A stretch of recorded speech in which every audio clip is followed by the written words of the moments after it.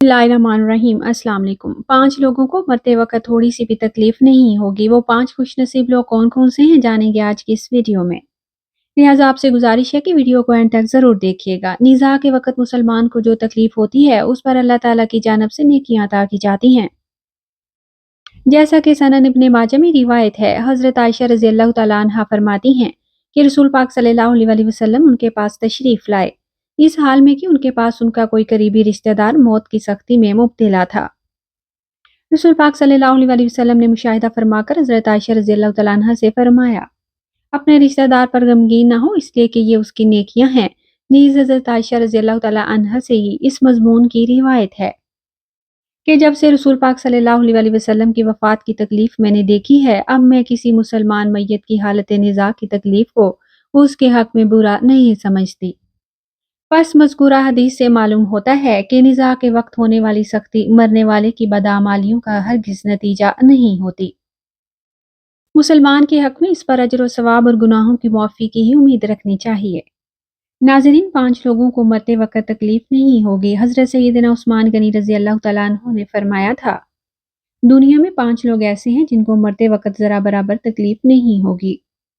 इनकी रूह आसानी से निकलेगी। हालत निज़ा में इंसान की आधी रूह अंदर होती है और आधी रूह बाहर होती है, और बंदा शदीद तकलीफ में होता है। उस वक़्त इंसान को प्यास इतनी लगती है, इंसान ये चाहता है कि समुंदर का पानी पी जाऊं, और अगर सातों समंदर का पानी वो पी भी जाए फिर भी उसकी प्यास कभी ख़त्म नहीं होगी।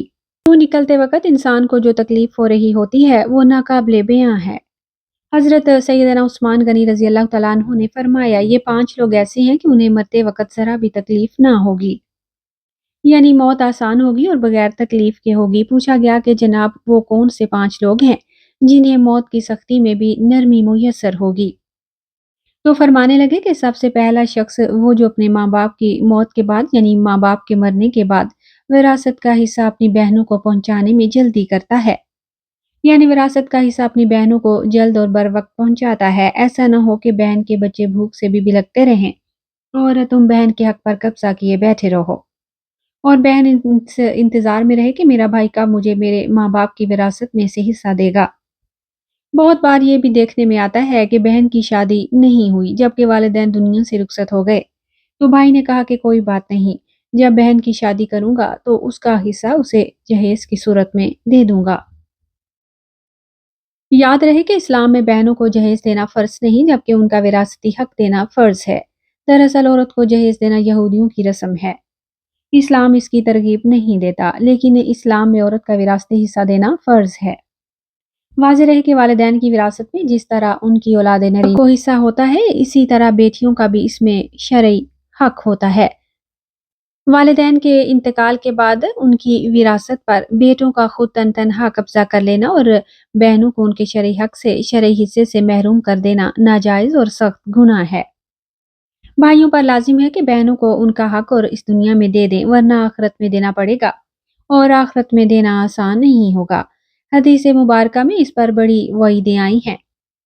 हज़रत सईद बिन ज़ैद रज़ी अल्लाह तआला अन्हु फरमाते हैं, रसूल पाक सल्लल्लाहु अलैहि वसल्लम ने फरमाया, जो शख्स किसी की बालिश्त भर जमीन भी अजरा जुल्म लेगा, क़यामत के दिन 7 जमीनों में से इतनी ही जमीन उसके गले में तोक के तौर पर डाली जाएगी।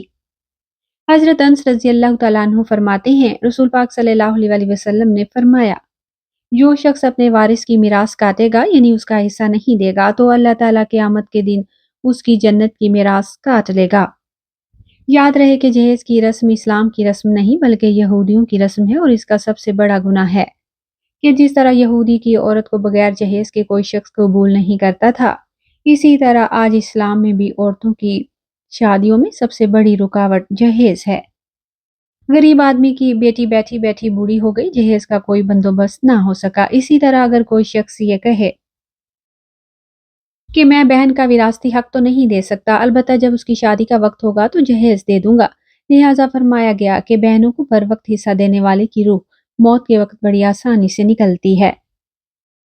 एक औरत का भाई जब फौत हुआ तो उस औरत ने बहुत इसरार किया कि मुझे भी कब्रिस्तान में ले चलो, मैं भी अपने भाई की कब्र पे जाना चाहती हूँ। खैर, उसके इस इसरार को कबूल किया गया और उसे कब्रिस्तान में उस जगह ले जाया गया जहाँ उसके भाई की तदफीन होने वाली थी। اس کے دیکھتے ہی دیکھتے میت کو قبر میں اتارا گیا اور اس کے بھائی کو مٹی کے سپرد کیا گیا۔ جب دعا کی باری آئی تو تمام عزیز و اقارب کی جانب اپنے ہاتھ اٹھائے اور آسمان کی جانب دیکھا اور اس کا دل رو رہا ہے۔ آنکھیں خون کے آنسو رو رہی تھی۔ اس نے ایک ایسی دعا کی کہ لوگوں کی مردہ ضمیر کو جگا دیا۔ روتی ہوئی بہن نے آسمان کی جانب اپنے ہاتھ اٹھائے اور آسمان کی جانب دیکھا، اس کا دل رو رہا ہے۔ آنکھیں خون کے آنسو رو رہی تھیں۔ اس نے ایک ایسی دعا کی کہ لوگوں کی مردہ ضمیر کو جگا دیا۔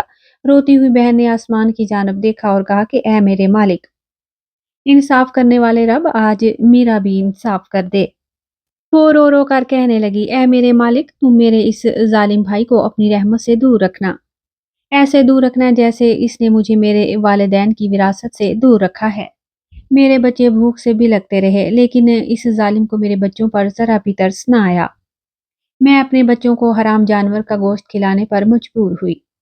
میرے بچوں نے بڑی ہی غربت کی زندگی گزاری ہے، جبکہ میرے اس ظالم بھائی کو کبھی بھی حیا نہ آئی، کبھی بھی رحم نہ آیا کہ میں اپنی بہنوں کی وراثت کا جو حصہ ان کا حق ہے ان کو دے دوں۔ اے میرے مالک، تو آج انصاف کر دے اور جس طرح سے اس نے میری وراثت کے حق سے مجھے دور رکھا، اسی طرح تو اسے اپنی رحمت سے دور کر دے۔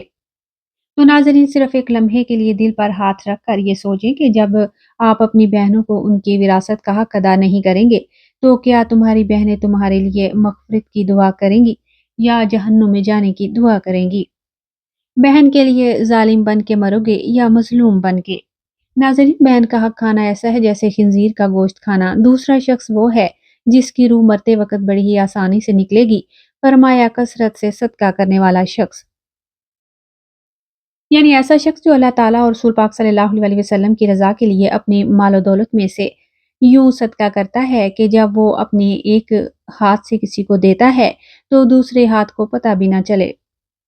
یعنی دوسرا انسان وہ ہے جس کی مرتے وقت موت آسان ہوگی، وہ کثرت سے صدقہ کرے تو اس کی موت کے وقت اس کی روح آسانی سے نکلے گی اور جان کنی کا عمل اس کے لیے تکلیف دہ نہیں ہوگا۔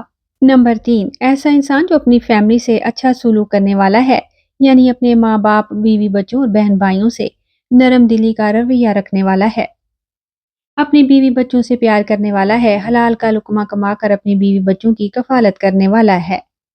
بزرگان دین فرماتے ہیں کہ جب رزق تنگ ہونے لگے تو دسترخوان کو وسیع کر لیا کرو، یعنی اپنی بیوی بچوں پر خرچ کرنا بھی صدقہ ہے۔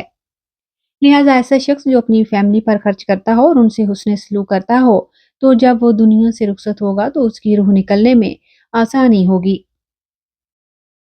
اور اسے کوئی تکلیف نہ ہوگی۔ اسی طرح حضرت عثمان غنی رضی اللہ تعالیٰ عنہ نے فرمایا، جو شخص یہ سوچ کر نماز ادا کرتا ہے کہ جو نماز وہ ادا کر رہا ہے وہ میرے نبی صلی اللہ علیہ وسلم کی آنکھوں کی ٹھنڈک ہے۔ نماز دین کا ستون ہے، نماز مومن کی معراج ہے، اسلام کفر میں تفریق ہے تو 5 وقت کا نمازی موت کے وقت کسی قسم کی سختی میں مبتلا نہ ہوگا۔ پھر فرمایا، 5واں وہ شخص ہے جو قرآن کی تلاوت کرتا ہو، قرآن پڑھتا ہو اور دوسروں کو بھی قرآن سکھاتا ہو۔ پھر فرمایا، راتوں کی تنہائیوں میں اٹھ اٹھ کر قرآن پاک پڑھا کرو اور قرآن پاک پڑھتے وقت رویا کرو۔ فرمایا کہ اگر رونا نہ بھی آئے تو رونے کی کوشش کر لیا کرو۔ حضرت داتا علی حجویری گنج بخش رحمۃ اللہ علیہ نے سے کسی نے پوچھا کہ حضرت اگر رونے کی کوشش بھی کریں اور پھر بھی رونا آئے تو پھر کیا کریں؟ تو پھر فرمایا، پھر اپنے مقدر پہ رویا کرو کہ کیا تم اتنے سنگ دل ہو کہ تمہاری آنکھیں آنسو بھی نہیں بہاتی۔ اللہ تعالیٰ سے دعا ہے کہ وہ ہم سب کو، مسلمانوں کو، موت کے وقت کی سختیوں کو آسان کر دے اور ہمیں ان 5 باتوں پر عمل کرنے کی توفیق عطا فرمائے اور ہمارا خاتمہ ایمان پر فرمائے، آمین۔